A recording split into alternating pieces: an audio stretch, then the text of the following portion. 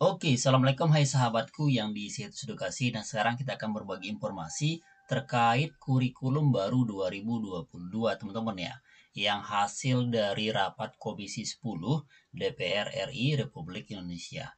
Nah ini dia merupakan kebijakannya, kita akan bacakan apa saja perubahannya serta metode dan karakteristik seperti apa sih kurikulum 2022 ini. Nah di sini dicatatkan bahwa riset menunjukkan pandemi ini menimbulkan kehilangan pembelajaran atau loss learning, literasi dan numerasi yang signifikan. Nah, di sini pada kelas 1 SD dan kelas 2 SD, di sini teman-teman ya, yaitu ada perubahan literasi. Nah, di sini sebelum pandemi dikatain bahwa bahwa nanti pembelajaran selama setahun itu sebesar 129 poin. Ini menurut pengamat daripada Kemendikbud, sehingga inilah alasan-alasan kenapa ada kurikulum 2022 ini. Dan ini banyak sekali perbedaannya teman ya. Kita akan cek nih. Oke, sekarang kita cek geser ke bawah. Nah, kita geser ke bawah. Kita geser lagi ke bawah. Ini khusus di SD. Nah, ini subtema 1, subtema 2 nanti biasanya dia berubah. Kita akan cek nih. Nah, di sini dikatakan ya siswa penggunaan kurikulum darurat dapat mencapai belajar yang lebih baik daripada ya penggunaan kurikulum 2013 yang lalu teman-teman ya. Nah, dikatakan begitu ya. Nah, kemudian terlepas dari belakang sosioekonominya, nah survei pada 18.000 siswa kelas 1 sampai kelas 3 di 612 sekolah di 20 kabupaten dan 8 provinsi pada bulan April kemarin ya sampai bulan Mei menunjukkan perbedaan hasil belajar yang signifikan antara K13 dan kurikulum darurat. Maksudnya yang kurikulum COVID-19 teman ya, yang RPP daring itu maksudnya temennya. Nah, kemudian kita cek geser ke bawah. Di sini yang paling poin penting yang kita perhatikan adalah terkait kurikulum yang ini, teman-teman ya. Terkait kurikulum ini, di sini akan direntankan dan dititik beratkan kepada guru bahkan sekolah itu sendiri, yaitu pada mata pelajaran numerasi teman-teman ya. Numerasi, literasi itu akan ditekankan karena banyak sekali siswa bahkan sekolah-sekolah juga tidak menerapkan, bahkan literasi tingkat nilai bacanya itu sangat kurang sekali. Nah, di sini dikatakan pada kurikulum darurat yang migrasi learning loss karena bantu guru. Di sini dia fokus teman-teman ya. Nah, di sini perubahannya begini. Nah, penyederhanaan tergambar pada jumlah kompetensi mata pelajaran bahasa Indonesia yang mengalami penurunan antara 42% ya di SMA peminatan dan sampai 68%. Nah, ini data-datanya, ini yang disampaikan pada rapat Komisi DPR RI, teman-teman ya. Nah, kemudian di sini kurikulum yang disebut dengan kurikulum 2022 ini adalah kata lainnya kurikulum prototype, teman-teman ya. Apa itu kurikulum prototype? Nah, kurikulum prototype ini diberikan kepada opsi tambahan bagi satuan pendidikan untuk melakukan pemulihan pembelajaran selama 2022 sampai 2024. Kebijakan kurikulum nasional akan dikaji ulang nanti pada tahun 2024 berdasarkan evaluasi selama masa pemulihan pembelajaran tersebut. Nah, jadi pace-nya kayak gini ya. Nah, pace-nya kayak gini. Jadi nanti dia seperti ini kurang lebihnya dipaparkan sama para bidang DPR di sesi pendidikan. Pertama di Fra Pendidikan itu kan dulu menggunakan K13. Lalu pada masa pandemi, teman-teman ya, itu menggunakan K13 yaitu daring dan luring, teman ya. Daring dan luring. Ini yang kemarin yang kita gunain kurikulumnya dan RPP-nya.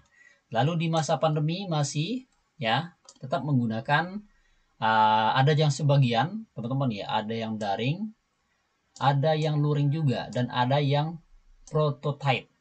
Yang mana yang melakukan prototype ini? Ini prototype ini adalah yaitu sekolah penggerak, SP, sekolah penggerak dan SMK penggerak, teman-teman ya.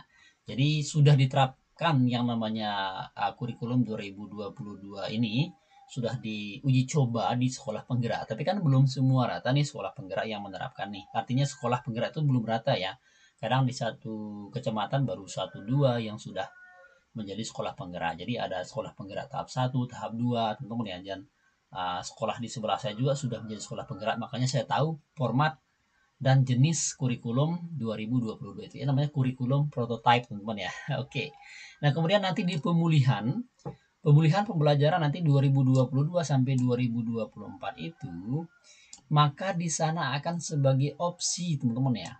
Opsi bagi sekolah itu sendiri atau sekolah kabupaten provinsi untuk memilih teman-teman ya. Apakah mana yang paling tepat?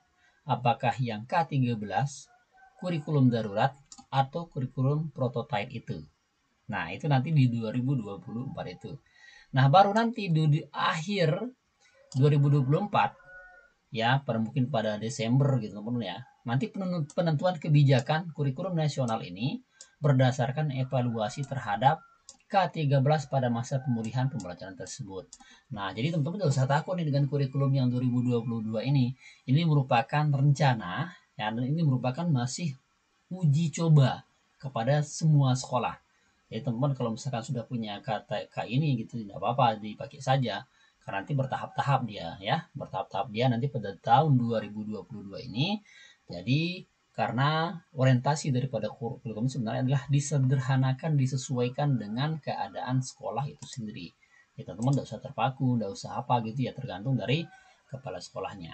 Nah, kemudian di sini dikatakan ya, pertama kurikulum prototype ini mendorong pembelajaran yang sesuai dengan kemampuan siswa, itu ya, serta ruang lebih luas pada pengembangan karakter dan kompetensi dasar. Nah, kurikulum prototype atau K22 ini memiliki beberapa karakteristik utama yang mendukung untuk pemulihan pembelajaran. Nah, pertama, di sini disebutkan bahwa yaitu untuk kemampuan soft skill dan karakter.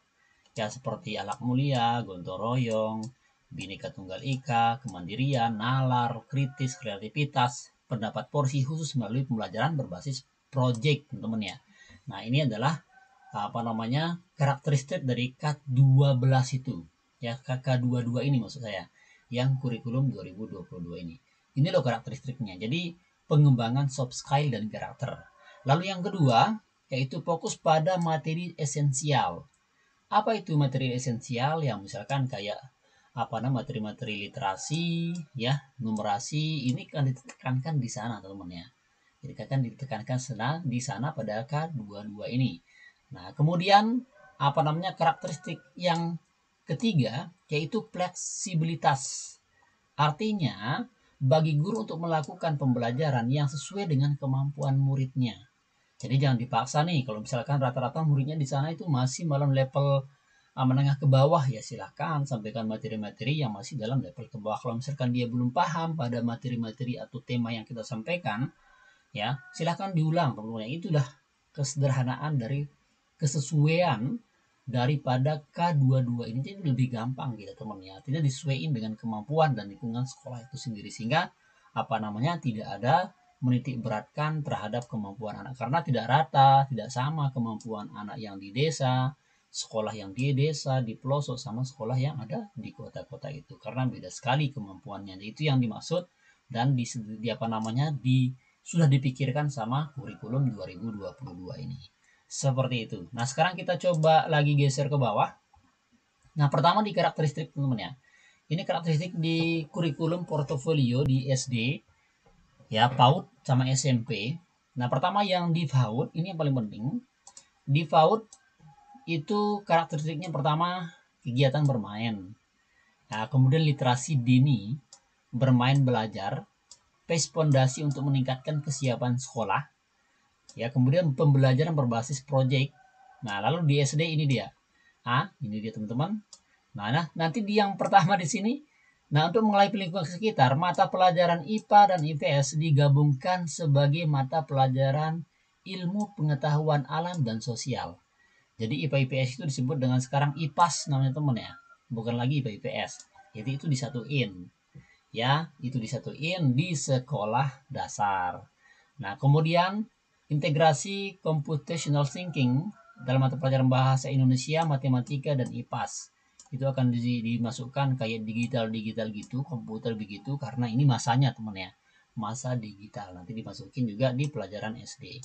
Nah, kemudian di SMP, nah penyesuaian dengan perkembangan teknologi digital, maka pelajaran informatika menjadi mata wajib. Nah, jadi sekarang bukan bahasa Inggris, bukan matematika, bukan bahasa Indo saja yang menjadi mata pelajaran wajib, tapi yaitu informatika. Ya, TIK itu sekarang menjadi pelajaran wajib, teman-teman ya, di SMP. Nah, kemudian di sini panduan untuk guru informatika disiapkan untuk membantu guru-guru pemula, sehingga guru mata pelajaran tidak harus berlatar belakang pendidikan informatika. Akhirnya begini, teman-teman tidak mesti harus ijazahnya informatika bisa mengajar di SMP itu, tapi ketika teman-teman sudah mampu menguasai digital, menguasai informasi, maka itu bisa mengajarkan di SMP itu teman ya, karena dilihat dari skillnya. Nah, ini dia untuk di SMP. Nah, kemudian pembelajaran berbasis proyek untuk penguatan profil Pancasila dilakukan minimal 3 kali dalam 1 tahun. Nah, jadi ditekankan kita ke Pancasila teman ya. Ini dia karakteristiknya untuk sekolah PAUD, SD, dan SMP. Sekarang kita coba cek yang SMA. Nah, ini dia SMA, SMK, dan SLB teman ya. Karakteristiknya kayak gimana saja nih. Nah, oke, sekarang kita lihat nih, di sini banyak sekali perubahannya. Pertama kita lihat di SMA. Di SMA ini beliau mengatakan bahwa lebih fleksibel untuk disesuaikan dengan minat siswa. Karena pilihan pada level mata pelajaran bukan program pemintaan kejurusan. Di kelas 10, pelajar menyiapkan diri untuk menentukan pilihan mata pelajaran di kelas 11.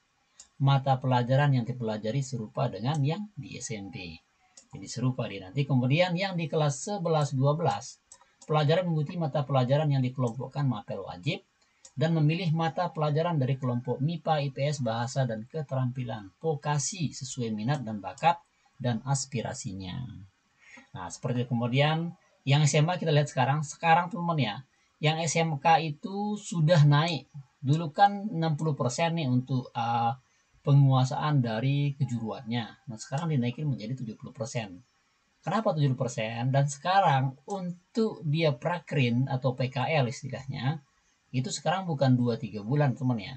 Tapi dia harus 1 semester. 6 bulan. Jadi SMK itu akan akan PPL. Ya, akan PPL, akan melakukan sesuatu, dia akan melakukannya selama 6 bulan. Nah, ini dia teman ya.